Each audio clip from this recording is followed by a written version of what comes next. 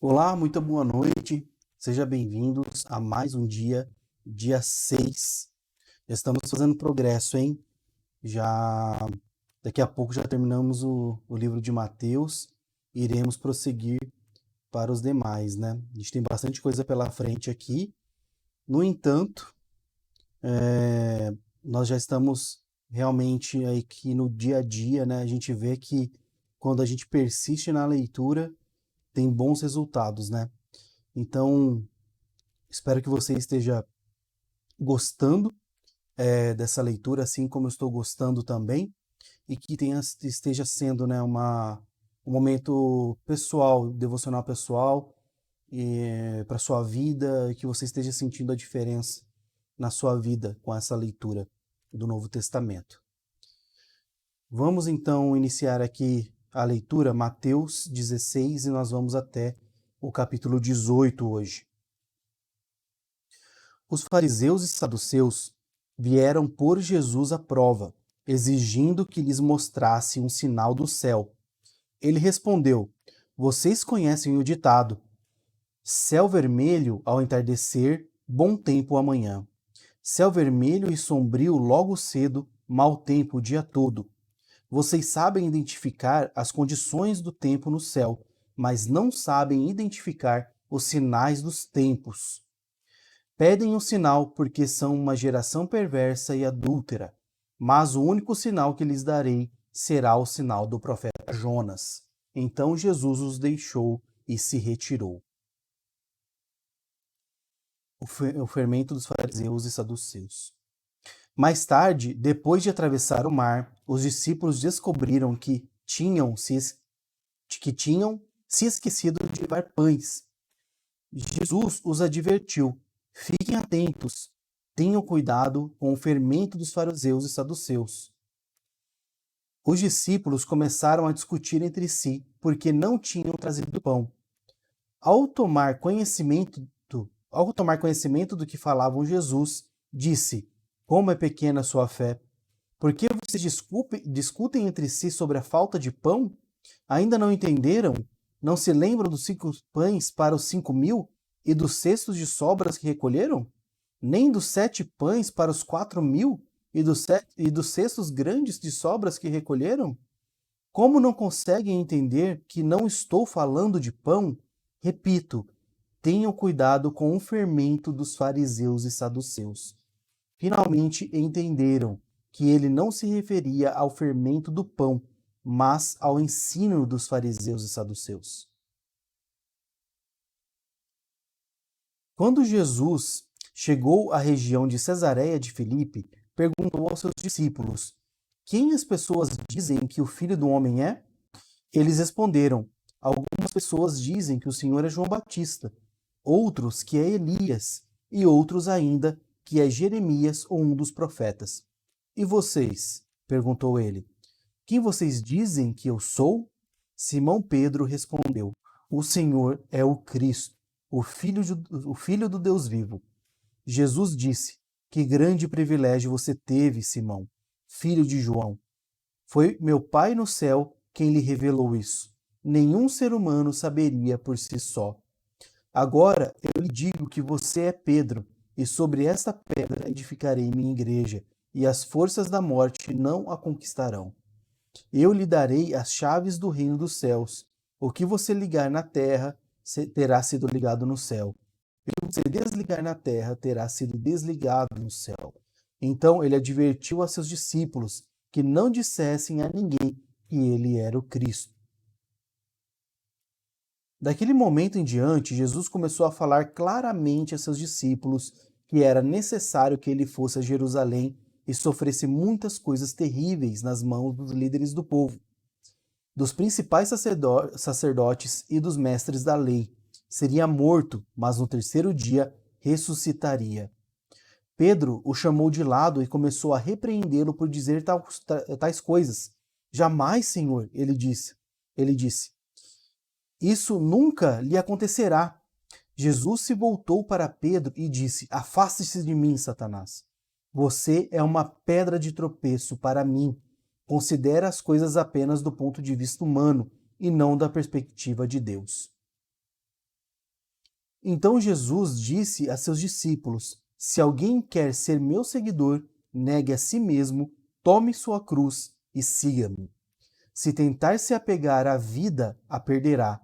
Mas se abrir mão de sua vida por minha causa, a encontrará.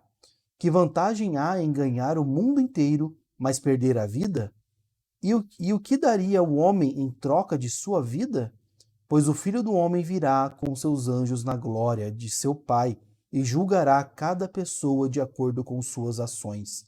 Eu lhes digo a verdade: alguns que estão aqui neste momento não morrerão antes de ver o Filho do Homem vindo em seu reino. Capítulo 17. 6 dias depois, Jesus levou consigo Pedro, os dois irmãos, Tiago e João, até um monte alto. Enquanto os três observavam a aparência de Jesus, foi transformada de tal modo que seu rosto brilhava como o sol, e suas roupas se tornaram brancas como a luz. De repente, Moisés e Elias apareceram e começaram a falar com Jesus. Pedro exclamou: Senhor, é maravilhoso estarmos aqui. Se quiser, farei 3 tendas. Uma será sua, uma de Moisés e outra de Elias.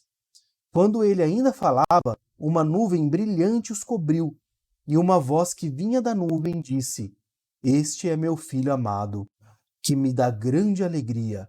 Ouçam-no. Os discípulos ficaram aterrorizados e caíram com o rosto em terra. Então Jesus veio e os tocou. Levantem-se, disse ele. Não tenham medo. E quando levantaram os olhos, viram apenas Jesus. Enquanto desciam do monte, Jesus lhe ordenou: Não contem a ninguém o que viram, até que o Filho do Homem ressuscite dos mortos. Os discípulos lhe perguntaram: Por que os mestres da lei afirmam que é necessário que Elias volte antes que o Cristo venha? Jesus respondeu: De fato, Elias vem e restaurará tudo. Eu, porém, lhes digo: Elias já veio, mas não o reconheceram e preferiram maltratá-lo. Da mesma forma, também farão o Filho do Homem sofrer. Então os discípulos entenderam que ele estava falando de João Batista. Ao pé do monte, uma grande multidão os esperava. Um homem veio, ajoelhou-se diante de Jesus e disse: Senhor, tenha misericórdia de meu filho. Ele tem convulsões e sofre terrivelmente. Muitas vezes cai no fogo ou na água. Eu o trouxe a seus discípulos, mas eles não puderam curá-lo. Jesus disse: Geração incrédula e corrompida, até quando estarei com vocês? Até quando terei de suportá-los? Tragam o menino para cá. Então Jesus repreendeu o demônio e ele saiu do menino, que ficou curado a partir daquele momento. Mais tarde, os discípulos perguntaram a Jesus em particular: Por que não conseguimos expulsar aquele demônio? Porque a sua fé é muito pequena, respondeu Jesus. Eu lhes digo a verdade: se tivessem fé, ainda que do tamanho de uma semente de mostarda, poderiam dizer a este monte: Mova-se daqui para lá, e ele se moveria. Nada seria impossível para vocês.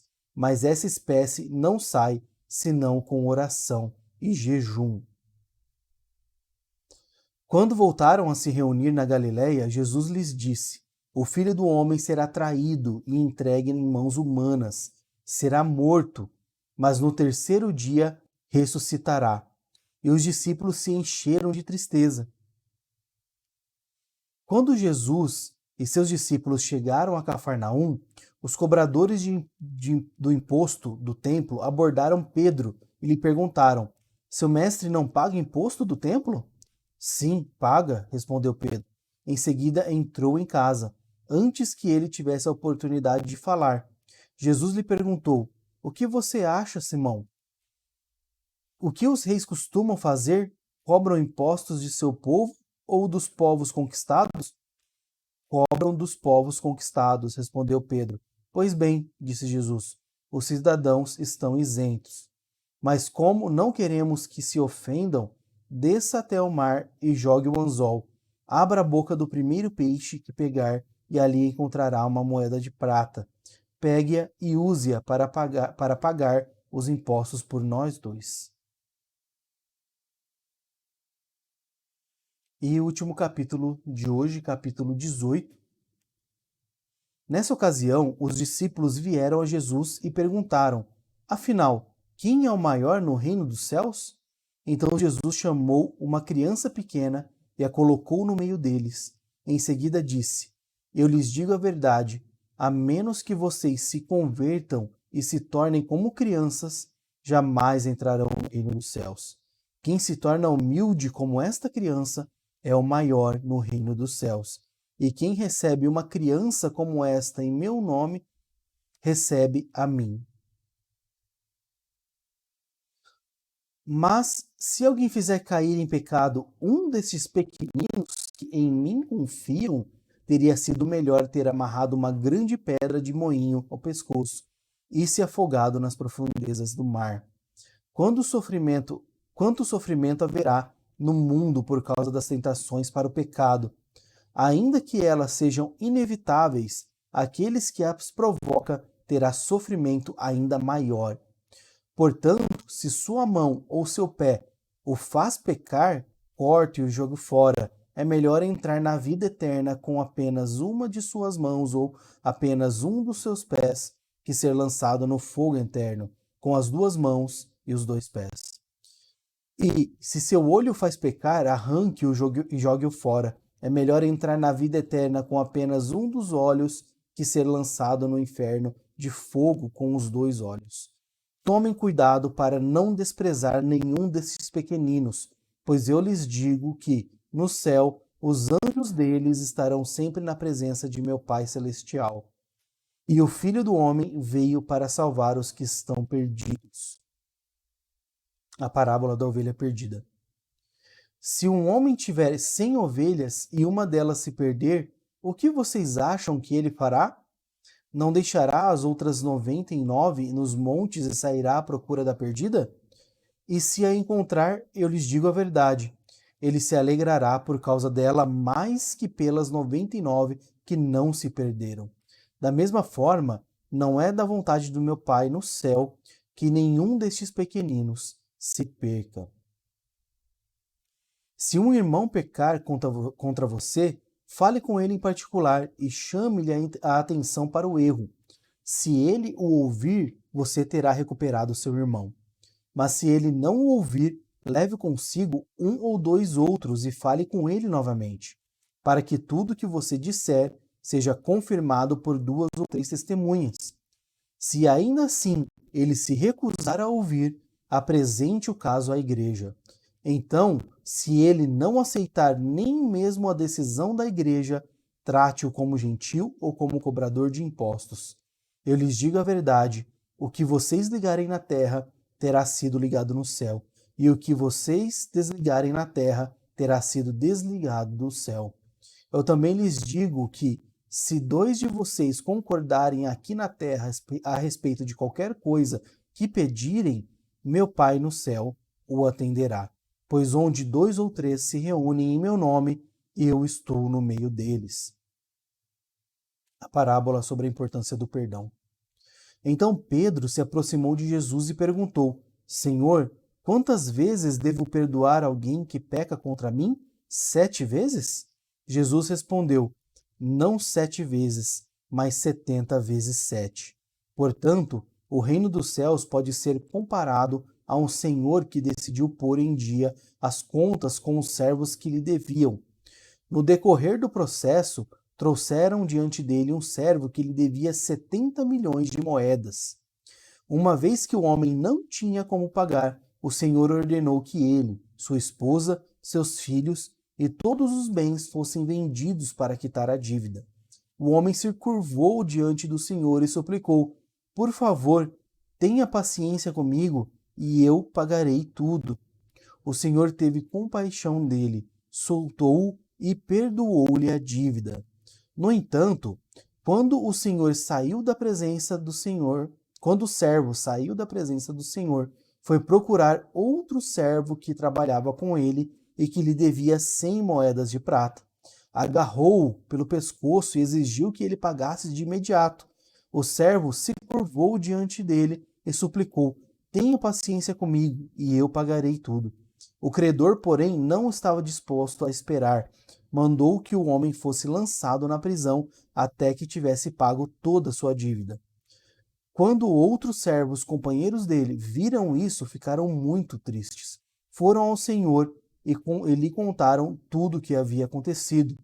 Então o Senhor chamou o homem cuja dívida se havia perdoado e disse: Servo mau, eu perdoei sua imensa dívida porque você me implorou. Acaso não devia ter misericórdia de seu companheiro, como tive misericórdia de você? E irado, o Senhor mandou o homem à prisão para ser torturado até que ele pagasse toda a dívida. Assim também meu Pai Celestial fará com vocês, caso se recusem a perdoar de coração a seus irmãos. Amém por essa palavra. Palavras muito fortes aqui. Essa última parábola, inclusive, sendo enfática, né, na necessidade de perdoarmos os nossos irmãos. Perdoarmos de coração. Faça então uma oração. Reflita nessas palavras para que você compreenda ela, peça sabedoria a Deus. E para que ela penetre em seu coração e você possa praticar. Assim como eu também oro para que as palavras de Deus também cada dia mais penetrem em meu coração e me transformem, me edifiquem constantemente, para que a gente possa fazer aquilo que Deus deseja e espera que nós façamos, ok? Bom, um forte abraço para vocês. Amanhã estaremos lendo os próximos capítulos e aguardo vocês então no nosso próximo dia, o dia 7, ok? Forte abraço a todos e até mais.